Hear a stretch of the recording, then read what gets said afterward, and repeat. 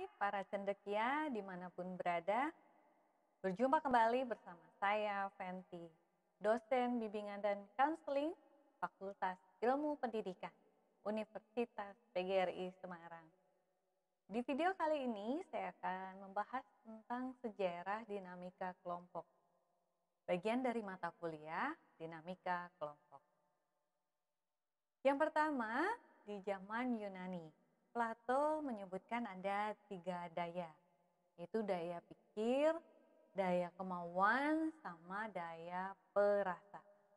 Nah, kalau daya pikir biasanya golongan pemerintah. Daya kemauan ini golongan tentara, sedangkan daya perasaan golongan pedagang. Struktur masyarakat tersebut merupakan kelompok terpisah dan punya norma sebagai pemersatu dan pedoman dalam interaksinya. Sebenarnya, pedoman, aturan, norma itu untuk mengatur siapa orang yang mau diatur supaya hidupnya jadi teratur. Berikutnya kita masuk ke zaman liberalisme.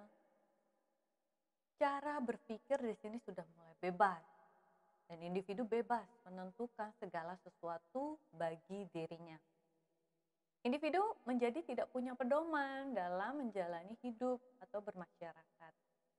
Timbul gagasan perjanjian sosial yang dirumuskan dalam Leviden atau negara. Kita masuk ke zaman ilmu jiwa bangsa-bangsa. Maurice Lazarus dan Stanley Hall meneliti adat dan bahasa rakyat yang berhubungan dengan tingkah laku masyarakat primitif.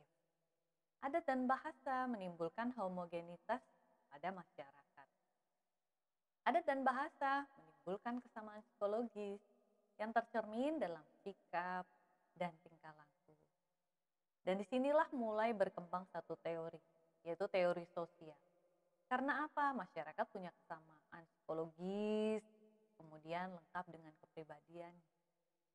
Nah, kita masuk ke zaman gerakan massa, di mana bentuk pemerintahan ini otokrasi, otoriter, sehingga banyak penekanan dan masyarakat bergolak atau bergejolak. Gustave Le Bon mengajar gejala-gejala psikologis yang ditulis dalam buku The Crown. Para cendekia boleh search nanti bukunya sehingga dibaca. Gerakan massa yang timbul di sini karena sugesti yang mengakibatkan individu hilang kontrol terhadap dirinya. Kita masuk ke zaman psikologi sosial. Ewart Ross meneliti hubungan psikis atau psikologisnya individu dengan lingkungan yang ditulis dalam bukunya Social Psychology. Objek psikologi sosial yaitu tingkah laku individu dalam kaitan dengan situasi sosial. Nah, situasi sosial adalah situasi yang mengakibatkan berkumpulnya sejumlah individu atau bahasa lainnya yang penting bukan kelompok ya.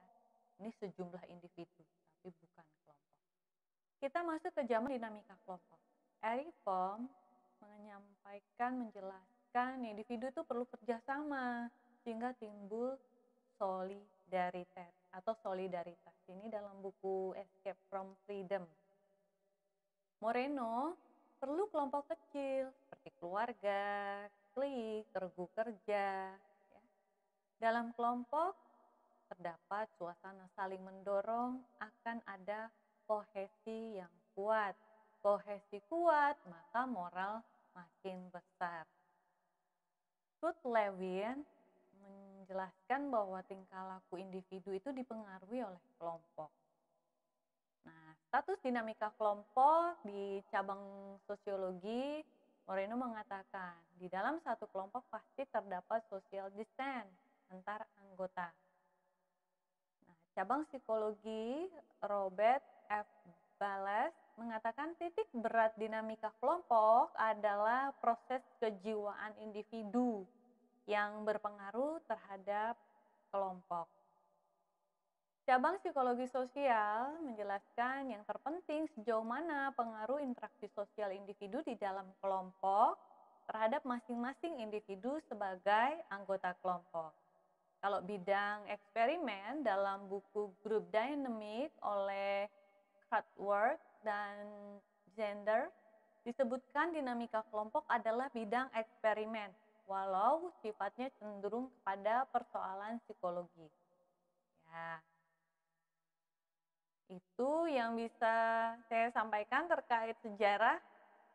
Mungkin teman-teman semuanya, para cendekia, berpikir sejarah bagian masa lalu.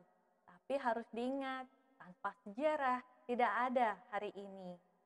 Maka perlu sesuatu hal kita pelajari dari mana, bagaimana, dan selanjutnya kita akan pertahankan sehingga dinamika kelompok ini menjadi satu kekuatan dalam diri kita sebagai anggota kelompok, memupuk keharmonisan dalam kelompok kita, baik intern maupun ekstern, in group maupun out group.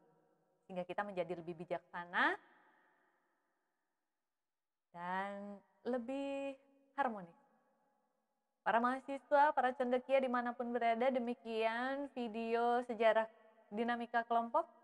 Dan jangan lupa untuk like, komen, subscribe, share, dan klik tanda loncengnya atau notifikasinya. Sehingga segala materi yang akan saya share terkait pembahasan dinamika kelompok, kita semua bisa pelajari.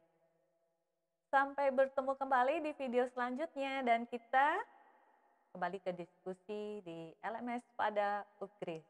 Sampai berjumpa, dah.